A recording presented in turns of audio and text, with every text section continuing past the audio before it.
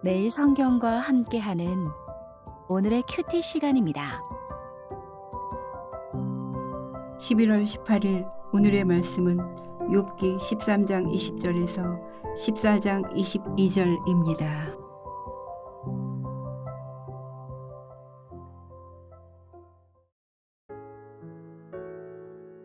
오직 내게 이 두 가지 일을 행하지 마옵소서. 그리하시면 내가 주의 얼굴을 피하여 숨지 아니하오리니 곧 주의 손을 내게 대지 마시오며 주의 위엄으로 나를 두렵게 하지 마실 것이니이다. 그리하시고 주는 나를 부르소서. 내가 대답하리이다. 혹 내가 말씀하게 하옵시고 주는 내게 대답하옵소서. 내 죄악이 얼마나 많으니이까 나의 허물과 죄를 내게 알게 하옵소서. 주께서 어찌하여 얼굴을 가리시고 나를 주의 원수로 여기시나이까. 주께서 어찌하여 날리는 낙엽을 놀라게 하시며 마른 검부를 뒤쫓으시나이까. 주께서 나를 대적하사 괴로운 일들을 기록하시며 내가 젊었을 때에 지은 죄를 내가 받게 하시오며 내 발을 착고에 채우시며 나의 모든 길을 살피사 내 발자취를 점검하시나이다. 나는 썩은 물건의 낡아짐 같으며 좀 먹은 의복 같으니이다. 여인에게서 태어난 사람은 생애가 짧고 걱정이 가득하며 그는 꽃과 같이 자라나서 시들며 그림자같이 지나가며 머물지 아니하거늘 이와 같은 자를 주께서 눈여겨보시나이까. 나를 주 앞으로 이끌어서 재판하시나이까. 누가 깨끗한 것을 더러운 것 가운데에서 낼 수 있으리이까. 하나도 없나이다. 그의 날을 정하셨고 그의 달수도 주께 있으므로 그의 규례를 정하여 넘어가지 못하게 하셨사온즉 그에게서 눈을 돌이켜 그가 품꾼같이 그의 날을 마칠 때까지 그를 홀로 있게 하옵소서. 나무는 희망이 있나니 찍힐지라도 다시 움이 나서 연한 가지가 끊이지 아니하며 그 뿌리가 땅에서 늙고 줄기가 흙에서 죽을지라도 물 기운에 움이 돋고 가지가 뻗어서 새로 심은 것과 같거니와 장정이라도 죽으면 소멸되나니 인생이 숨을 거두면 그가 어디 있느냐.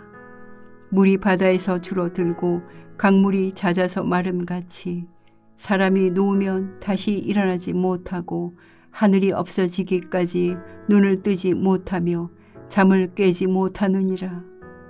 주는 나를 수월에 감추시며 주의 진노를 돌이키실 때까지 나를 숨기시고 나를 위하여 규례를 정하시고 나를 기억하옵소서.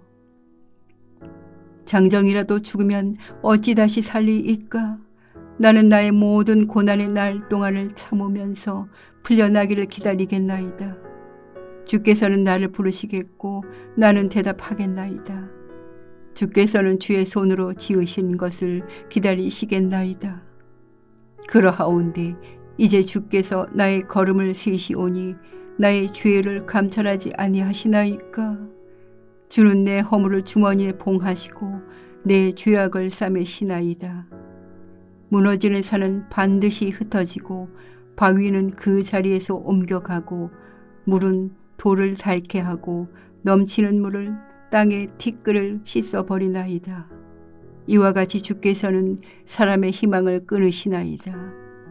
주께서 사람을 영원히 이기셔서 떠나게 하시며 그의 얼굴 빛을 변하게 하시고 쫓아보내시오니 그의 아들들이 존귀하게 되어도 그가 알지 못하며 그들이 비천하게 되어도 그가 깨닫지 못하나이다. 다만 그의 살이 아프고 그의 영혼이 애곡할 뿐이니이다.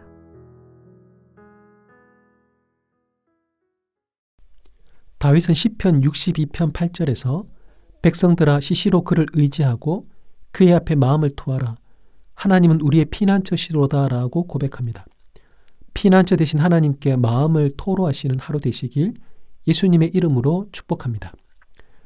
오늘 본문은 5개의 문단으로 나눌 수 있습니다. 13장 20절부터 28절은 욥의 강구, 14장 1절부터 6절은 욥이 겪는 인생의 한계, 14장 7절부터 12절은 소망 없는 인생, 14장 13절부터 17절은 욥의 소망과 결단, 14장 18절부터 22절은 사라지는 소망입니다. 본문의 내용입니다. 13장 20절부터 28절에서 욥은 하나님께 주의 손을 치워주시고 두려움에 사로잡히지 않게 해달라고 요청합니다. 하나님께서 먼저 말씀하시지 않을 거면 자기가 말씀드릴 테니 대답해 달라고 합니다. 욥은 하나님께 묻습니다. 날리는 낙엽과 같고 마른 지푸라기와 같은 자신이 얼마나 많은 죄를 지었기에 주께서 얼굴을 가리고 원수를 대하듯 하시는지 그 이유를 묻습니다. 욥은 하나님이 자신의 어릴 때의 한 일까지 다 들추어내어 자신을 고발하고 있고 발에는 착고를 채우고 범인 추적하는 형사처럼 발자국까지 조사하며 자신을 괴롭히신다고 말합니다. 그러니 욥은 지금 자신의 처지를 썩은 물건이나 좀먹은 옷처럼 아무짝에도 쓸모가 없는 것처럼 여깁니다. 14장 1절부터 6절에서 욥은 인생의 한계 앞에서 자신을 좀 내버려 달라고 하나님께 호소합니다.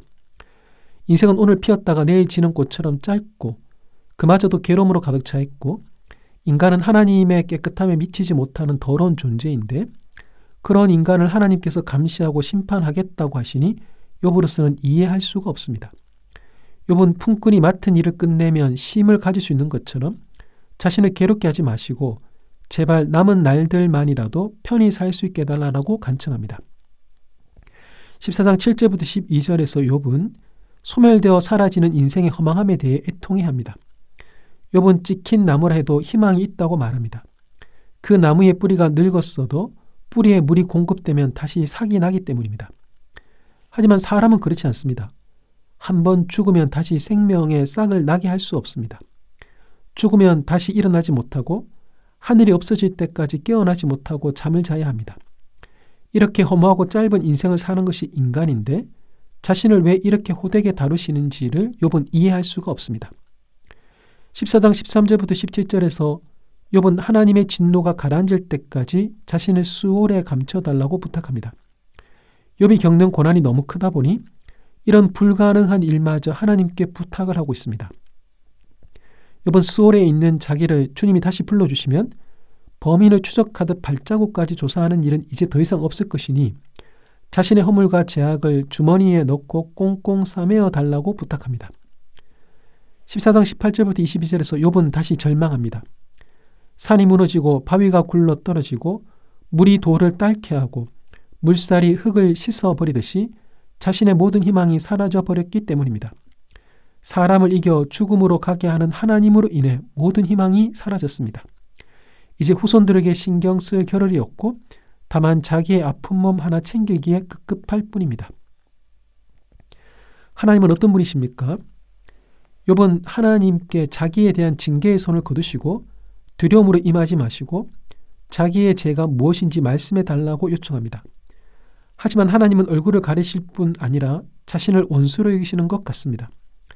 기억나지 않는 어릴 적 죄까지 들추어내어 흉악범 취급을 하고 잠시의 쉼조차 허용하시지 않다 보니 욥으로서는 수월 외에 하나님을 피할 곳이 없다는 결론에 이릅니다. 욥의 상태가 위태롭습니다. 하나님께서 등장하셔서 이 상황을 빨리 정리하셔야 할 것 같습니다. 하지만 욥과 세 친구 사이에 1차 논쟁만 끝났을 뿐입니다. 2차 논쟁과 3차 논쟁과 엘리후까지 겪은 후에야 하나님께서 등장하십니다. 욥의 고백처럼 하나님은 욥을 순금과 같은 존재로 만들려고 단련하고 계시는 중입니다. 걸작품은 하루아침에 만들어지지 않습니다. 지금 멈추면 실패작이 될 뿐입니다. 우리를 걸작으로 만들려는 하나님의 의지는 강하십니다. 하나님은 우리가 그저 편안한 삶에 만족하는 수준에 머물도록 내버려 두지 않으십니다. 우리에게 주시는 교훈은 무엇입니까? 욥은 수월에 가기를 바라지만 가지 못합니다. 지금은 그때가 아니기 때문입니다. 하지만 언젠가는 가야 합니다. 하나님께서 인생의 날수를 정해두셨기 때문입니다. 인생의 날수는 우리가 정할 수 없습니다. 하나님만 정하십니다. 우리는 정해진 날수를 알 수도 없습니다. 그래서 다만 주어진 오늘 하루를 최선을 다해 살아갈 뿐입니다. 지금 겪는 고난의 유일한 탈출구가 수월뿐이라고 생각하십니까? 그렇지 않습니다. 고난의 유일한 탈출구는 하나님이십니다. 지금의 고난을 이겨낼 힘과 지혜와 소망은 오직 하나님에게서 옵니다. 하나님을 찾고 의지하십시오. 주어진 인생의 날 동안 수월이 아니라 하나님의 나라를 살게 하실 것입니다. 기도하겠습니다. 하나님, 하나님께서 하시는 일이 다 이해되지는 않습니다. 삶의 풍랑에 자주 넘어지기도 합니다. 하지만 하나님만이 저희 피난처이시오니 하나님만 더 붙잡겠습니다. 저를 순금 같은 존재로 만들어주시고 수월이 아니라 하나님 나라를 살아가게 하옵소서. 예수님의 이름으로 기도합니다. 아멘.